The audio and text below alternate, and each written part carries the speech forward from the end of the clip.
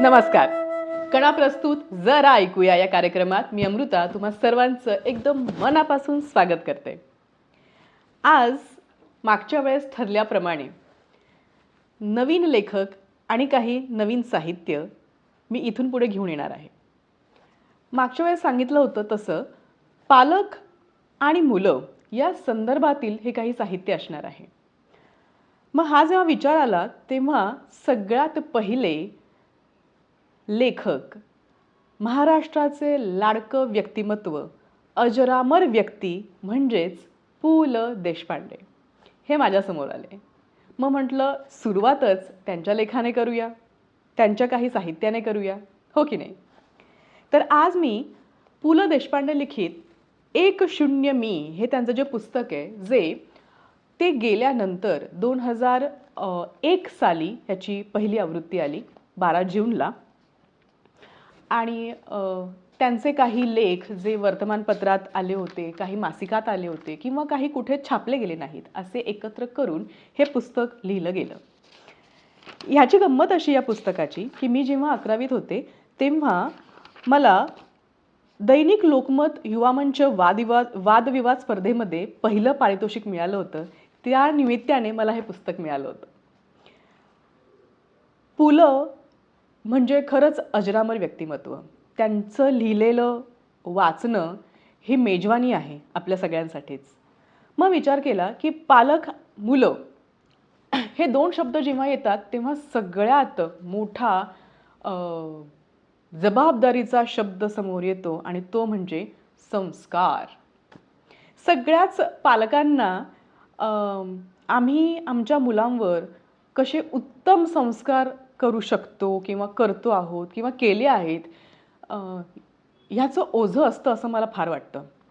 आणि मुलांना देखील त्या संस्कार या शब्दाचं खूप मोठं ओझं असतं. पण नेमकं संस्कार म्हणजे काय हेच मुळात आपल्या समाजाला, आपल्या माणसांना कळलंय की नाही हा प्रश्न होतो. मग पुलंना जो संस्कार कळलाय तो नेमका काय आहे तो आपण आज ऐकूयात. मी त्यांचा पूर्ण लेख वाचणार नाहीये, पण त्यांचा जो लेख आहे त्याच्यातले काही उतारे मी तुम्हाला वाचून दाखवणार आहे. बघा वाचल्यानंतर त्यातलं काही पटतंय का, काही समजतंय का आणि आपण काही त्याप्रमाणे वागू शकतो का ह्याचा विचार तर आपण नक्कीच करू शकतो, हो की नाही. तर चला. संस्कार. लहान मुलांच्या वर संस्कार म्हटले की मराठी मध्यमवर्गीय किंवा उच्च मध्यमवर्गीय लोकांच्या डोळ्यापुढे प्रथम शुभं करोती कल्याणम, मुंज, देवाची प्रार्थना अशा प्रकारचीच चित्रे उभी राहतात. ह्या देशातल्या अपार दारिद्र्याशी टक्कर घेत जगणाऱ्या समाजाला तर लहान मुलांवर संस्कार करणे वगैरे परवडतच नाही. रस्त्याकाठी गवत वाढते तशी मुले वाढतात. पण जो सुस्थितीत समाज मानला जातो तेथेही संस्कार ह्या शब्दामागे हिंदूंचे 16 संस्कार ह्याहून फारशी निराळी कल्पना नसते.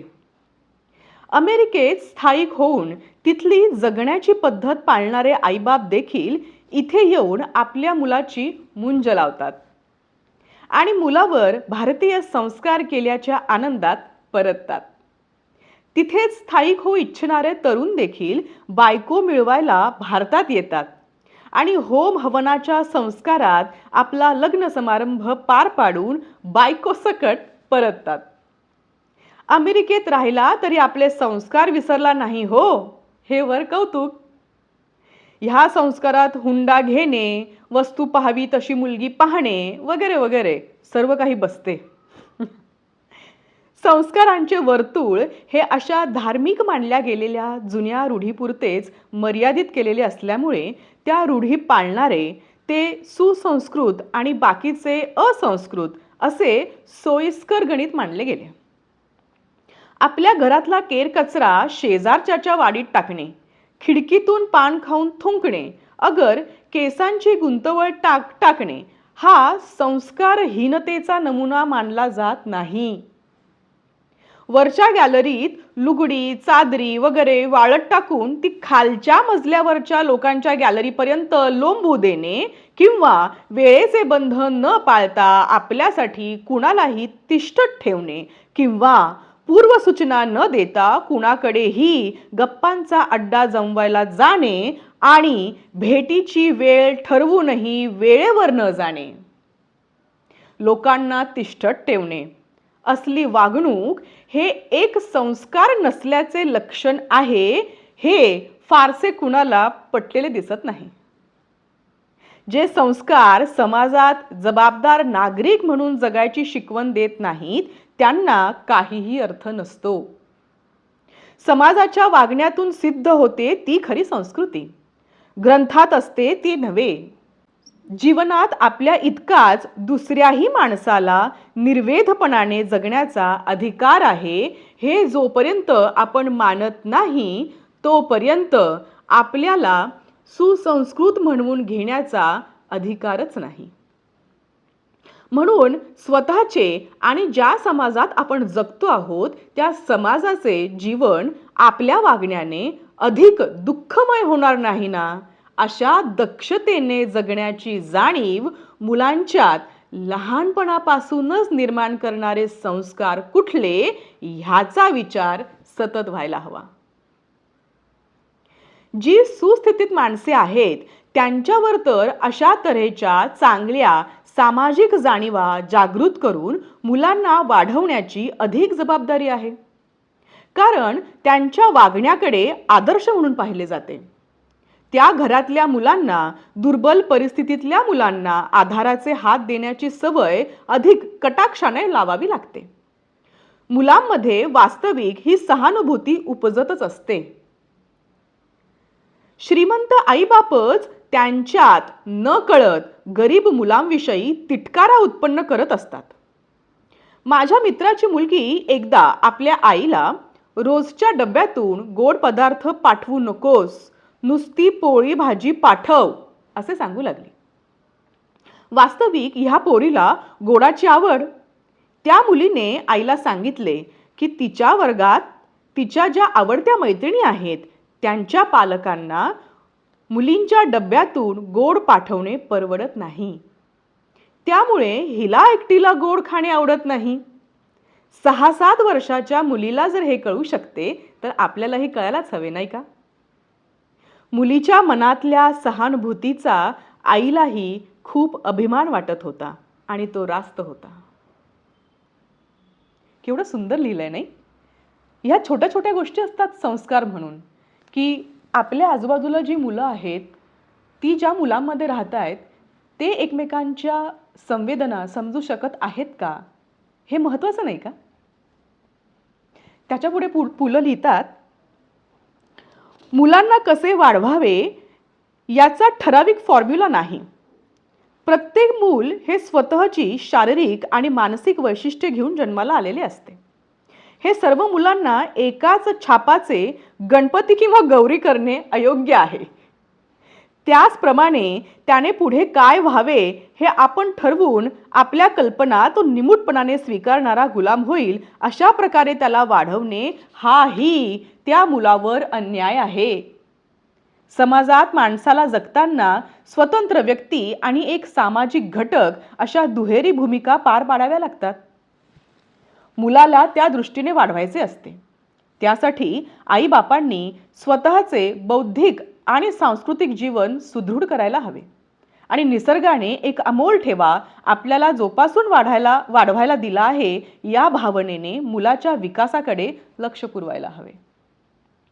मुलाचे नुसते लाड करणे म्हणजे प्रेमाने वाढवणे नव्हे किंवा पोलिसासारखा त्याच्या हालचालींवर सतत पहारा ठेवणे म्हणजे त्याचे रक्षण करणे नव्हे.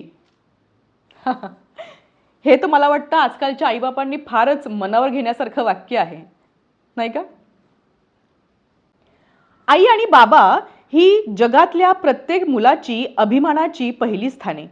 मुलाच्या त्या अभिमानाला धक्का लागता कामा नये. संसारात पती पत्नीचे मतभेद होतात, पण त्याचे प्रदर्शन लहान मुलांपुढे होण्याइतका लहान मनावर दुसरा अत्याचार नाही. मुले अनुकरणातून शिकतात. आईच्या मदतीला बाबा घरातील कामे करताना दिसले की मुले घरकाम करायला लागतात. त्याचबरोबर मुलांच्या अभ्यासाकडे लक्ष देणे म्हणजे सतत त्याची परीक्षा घेत जाणे नव्हे, तर त्याच्या अडचणी सोडवण्यात मदत करणे. मुलांना पाठ्यपुस्तक विकत आणण्यासाठी नुसते पैसे दिले की काम संपत नाही. सुशिक्षित आईबापांनी ती पुस्तके आपण आधी वाचून काढायला हवीत. दुर्दैवाने आपल्या पालकांना मुलांना शाळेत पाठवले की काम संपले असे वाटते. मी एकदा चांगल्या श्रीमंतांच्या मुलांच्या म्हणता येईल अशा एका शाळेत समारंभाचा पाहुणा म्हणून गेलो होतो. कुठल्याही शाळेचे चारित्र्य तेथे विद्यार्थ्यांसाठी असणाऱ्या मुत्र्या आणि पायखान्यांच्या अवस्थेवरून ध्यानात येते. मुत्र्या म्हणजे बाथरूम. त्या शाळेची इमारत मोठी होती. भिंतीवर उपदेशपर वाक्ये, पुढाऱ्यांचे फोटो वगैरे सजावट होती. समारंभ सुरू होण्यापूर्वी शाळा दाखवण्याचा विधी सुरू झाला आणि मी माझा मोर्चा पायखान्याकडे वळवला. तिथे नको, वर मुख्याध्यापकांच्या खोलीत स्वतंत्र स्वच्छतागृह आहे, तिथे आपण चला, कुणीतरी लगबगीनं म्हटलं. असू दे, इथे काय वाईट आहे, असे म्हणून मी त्या दिशेला गेलो.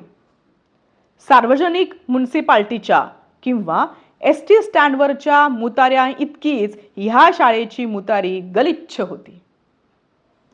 मुलांनी सर्वत्र शौच करून ठेवले होते. जीवघेणी दुर्गंधी होती. मी काहीही न बोलता परत फिरलो. शिक्षकांच्या लक्षात आले. मुलं ऐकत नाहीत अशासारखे ते काहीतरी पुटपुटले. मी विचारले, संडास कसा वापरावा ह्याचे तुम्ही काही संस्कार मुलांच्यावर केले आहेत का? संडास आणि संस्कार हे दोन शब्द मी एका वाक्यात आणलेली त्या सरांना रुचले नसावे. चहा पानाच्या वेळी काही पालकांची गाठ पडली. त्यापैकी कुणालाही आपला मुलगा किंवा मुलगी ज्या शाळेत शिकते तिथले संडास स्वच्छ असतात की नाही, तिथे पिण्याची भांडी नीट घासलेली असतात की नाही, आपली मुले डब्यातील पोळी भाजी कुठे बसून खातात, त्यांचे खाणे झाल्यावर मुलांनी हात पुसले की नाही हे पाहणारे कोणी असते की नाही, यांपैकी कशाचीही चौकशी केलेली नव्हती. किंबहुना मी शैक्षणिक समस्या, आकृतिबंध यांसारख्या विषयांवर न बोलता शालेय संडास हा विषय सुरू केल्याची नाखुशीच त्या शिक्षकांच्या आणि पालकांच्या चेहऱ्यावर दिसत होती. दिसणारच नाही का? पोरांच्या वर सर्व चांगले संस्कार हे थोरांच्या कृतीतूनच होत असतात. बापाने धोत्राने नाक पुसले की पोराने बाहीने पुसलेच म्हणून समजावे. बापाच्या तोंडी शिवी असली तर पोराने शाळेतल्या भांडणात ती वापरलीच पाहिजे. पोराने विड्या ओढू नये असे वाटत असेल तर बापाला बिडीचे व्यसन सोडायला हवे. इतकेच नव्हे तर मुलांचे आपल्या आईशी वागणे उद्धटपणाचे नसावे अशी इच्छा असेल तर बापानेच आपल्या पत्नीला मानाने वागवण्याचे उदाहरण घालून द्यायला हवे. तुला काही अक्कल नाही, तू गप्प बस, हे वाक्य मुलाच्या आईला ऐकवताना आपण त्या मुलावर आईविषयीचा कुठला संस्कार घडवत आहोत ह्याचा विचार तसली वाक्ये उच्चारण्यापूर्वी करायला हवा. मुलाभोवतीचे पहिले वातावरण म्हणजे घर, संस्कारांची ती पहिली शाळा आणि आईबाप हेच पहिले शिक्षक. मांडीवर वाढणारे मूल काय काय शिकत चालले आहे याची त्या शिक्षकांना देखील कित्येकदा कल्पना नसते. म्हणूनच नाद, रस, रंग, गंध यांचे देता येतील तितके सुंदर अनुभव मुलांना लहानपणापासूनच द्यावेत. सार्वजनिक बागेतल्या फुलांचे रंग दाखवावे, फुलपाखरांची मजा दाखवावी, पक्षी दाखवावे. मुलांना सिनेमा, नाटकांना किंवा सर्कशीला न्यायलाच हवे असे नाही. आठवड्यातून आपले बाबा आपल्याला न चुकता मंडईत बरोबर घेऊन जातात. नदीला पूर आला तर दाखवायला नेतात. गोष्टींची पुस्तकं वाचून दाखवतात. पाठ्यपुस्तकातील एखादी कविता आपल्याला सहाय्यक म्हणून बरोबर घेतात. असल्या लहान सहान अनुभवांचे संस्कार मुलांच्या आनंदात भर घालीत असतात. आहे की नाही गंमत? किती छोट्या छोट्या गोष्टी आहेत ना मित्रांनो. जरा वय वाढले की त्यांना मित्रमैत्रिणीत रमायला आवडते. तरीही आईबापांचा सहवास त्यांना हवाच असतो. आपल्या मित्रमैत्रिणींचे आपल्या घरात चांगले स्वागत व्हावे असे त्यांना वाटतच असते. त्यांना आपल्या एखाद्या मित्राची किंवा मैत्रिणीची गैरहजेरी जाणवावी असेही वाटते. शक्य असल्यास आपल्या एखाद्या गरीब मित्राला आर्थिक सहाय्य करण्यात आईवडिलांनी पुढाकार घ्यावा अशी एखाद्या मुलाची इच्छा असते. अशा प्रकारच्या संस्कारातून आईवडिलांनी मुलाचा स्वतःविषयीचा विश्वास वाढवत वाढवत त्याला स्वातंत्र्याचा आनंद मिळवायला पात्र करायला हवं. त्यासाठी मुलांशी सतत आनंदाच्या वातावरणात संवाद हवा. तो नसतो म्हणून तर जनरेशन गॅप पडते. वाढत्या वयातल्या मुलामुलींचे आणि पालकांचे संबंध बिघडण्याचे महत्त्वाचे कारण ह्या पालकांनी मुलांसाठी आपल्या आयुष्यातला वेळच खर्च केलेला नसतो हे आहे. मुलांशी जिथे संवादच नाही तिथे त्यांच्या आवडीनिवडी काय कळणार? मग आपल्या आवडीनिवडी आणि दुराग्रह त्यांच्यावर लादायचे. आपल्या देशात गुलामी वृत्तीची जोपासना केवळ बाप असल्यामुळे सर्वांनी आपले ऐकलेच पाहिजे आणि आपण म्हणतो तेच खरे अशा वृत्तीने संसार चालवणाऱ्या कुटुंब प्रमुखांनीच केलेली आहे. मुलांनी काय व्हायचे, मुलींनी कोणाशी लग्न करायचे, किती शिकायचे हे सारे ह्या गृहस्थाने ठरवायचे. ह्यालाच शिस्त, संस्कार, आज्ञाधारकपणा वगैरे मानण्यात येऊ लागला. 16वे वर्ष लागले की मुलांशी मित्रत्वाने वागावे हे सुभाषित इतर सुभाषितांप्रमाणेच पाठांतरात राहिले. स्वतःच्या आर्थिक परिस्थितीविषयी, आय व्ययाविषयी मुले 14-15 वर्षे वयाची झाल्याबरोबर आई वडील आणि ती मुले यांनी एकत्र बसून आढावा घेतला तर मुलांना त्या कुटुंबातल्या भागीदारीची निराळी जाणीव होईल. स्वतःच्या बापाला मिळणाऱ्या पगाराची मोठ्या मुलांना कल्पना असते. त्यामुळे घरात जर फाजील चैन आणि उधळपट्टी चालताना मुलाला दिसली तर हा पैसा काही सरळ मार्गाने आपले वडील आणत नाहीत हे त्यांना कळते. त्यातून एकतर त्याचा सन्मार्गाने जगण्यावरचा विश्वास उडतो किंवा तो उनाडक्या करायला लागतो. बापरे, किती छोट्या छोट्या गोष्टी आहेत नाही का या? मला नाही वाटत की अजूनही भारतात किंवा आपण महाराष्ट्रात आहोत म्हणून आपल्या महाराष्ट्रात काही कुटुंब असतील जे आपल्या मुलांना आपल्या घराची आर्थिक परिस्थिती, आपल्याला मिळणारा पगार, तो कुठे जातो, किती खर्च होतो, आपल्याकडे किती आहे, किंवा जर एखादी आर्थिक समस्या घरात आली तर त्याबद्दल ते चर्चा करत असतील. पण खरं तर ती करणे हाच तर संस्काराचा भाग आहे. हेच तर सांगतायत पुलं नाही का? पुलं पुढे म्हणतात, लहानपणी आईबापांकडून आणि शाळेतल्या शिक्षकाकडून मिळालेल्या शाबासकीची ऊब ही जन्मभर टिकून असते. मोठेपणी श्रीमंत हॉटेल्समध्ये पार्ट्या देणाऱ्या मित्रांपेक्षा लहानपणी न मागता इकडे ये म्हणून प्रेमाने हातावर खोबऱ्याची वडी ठेवणारी शेजारची म्हातारी आयुष्यभर आठवत असते. आपल्या मोठेपणी आपण लहान मुलांच्या जीवनात अशा किती सुंदर आणि हृद आठवणी ठेवून देतो आहोत हा प्रश्न ज्याने त्याने स्वतःला विचारावा. माझे एक सामान्य आर्थिक परिस्थितीतले स्नेही आपल्या 8-9 वर्षाच्या मुलाला घेऊन गाण्याच्या बैठकीला आले होते. मी विचारले, मुलाला गाण्याची आवड आहे वाटतं. ते म्हणाले, नक्की सांगता येणार नाही मला, पण लागावी अशी इच्छा आहे. गेल्या खेपेला कुमार गंधर्वांच्या गाण्याला घेऊन गेलो होतो. आज ह्या गाण्याला यायचं का असं विचारलं आणि हो म्हणाला. म्हणून आणलं. त्याला लागलीच चांगल्या गाण्यांची आवड तर आनंदाचा धनी होईल. दुसरी काय इस्टेट देणार मी त्याला. आयुष्यभर बरोबर बाळगेल अशा 4 चांगल्या आठवणी देतो. संस्कार ह्याचा अर्थ ह्या बापाला कळला असे मला वाटते. पुलंनी हा लेख शतायुषी या दिवाळी अंकात 1979 साली लिहिलेला आहे. आणि मला वाटतं आजही परिस्थिती काही फारशी बदललेली नाहीये.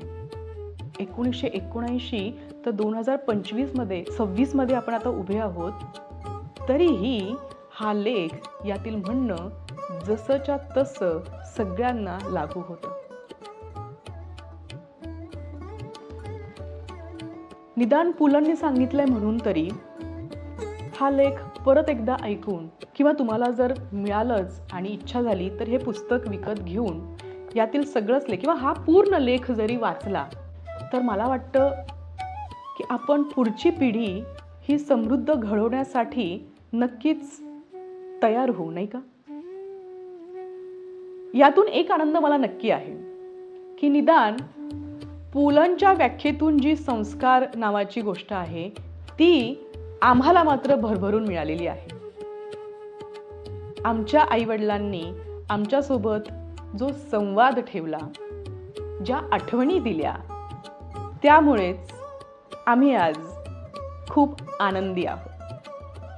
माझी अपेक्षा आहे की तुम्ही सगळ्यांनी सुद्धा च्या भागानंतर या सगळ्या विचारांचा एकदा पाढा वाचाल आणि यातलं आपण नेमकं काय काय करू शकतो, निदान त्याची सुरुवात करू शकतो का ह्याचा तरी विचार कराल. धन्यवाद.